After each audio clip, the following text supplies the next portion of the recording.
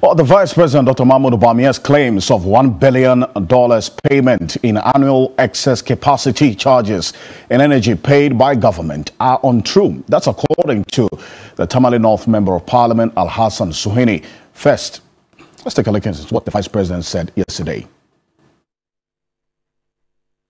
Some years ago, we had been confronted by very dire circumstances.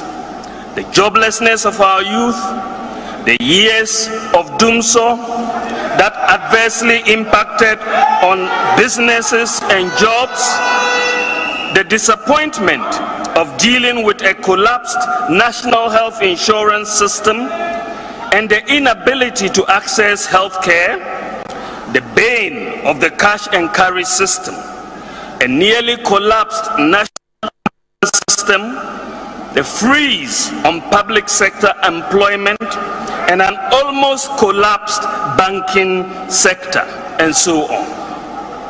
The economy was on the verge of collapse, and a legacy of take-or-pay contracts saddled the economy with annual excess capacity charges of close to $1 billion a year. These were basically contracts to supply energy to Ghana way in excess of our requirements, but we were obligated to pay for the power whether we use it or not. We were confronted with a banking crisis, and not dealing decisively with it would have meant disaster for the economy.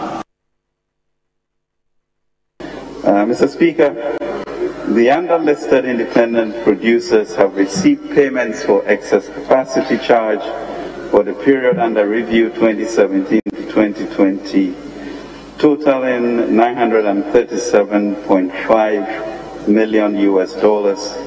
The breakdown is as follows: AXA $347.2 million, Car Power $359.00 million, and Send Power $231.3 million.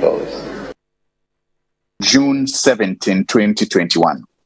Because of the figures that have been bandied around about excess capacity charges and how much we pay annually, I filed a question to the Finance Minister to settle the figure once and for all.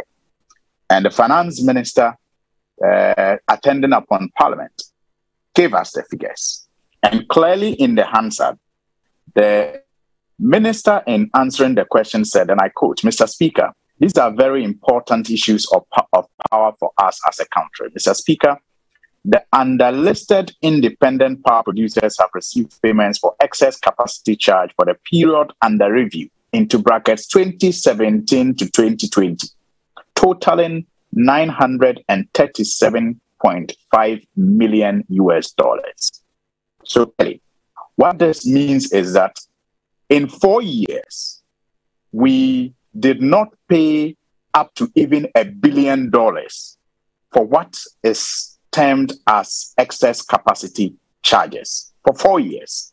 So for the Vice President to claim repeatedly in that lecture that we paid $1 billion annually, which will translate into $4 billion in 4 years, is such a gargantuan lie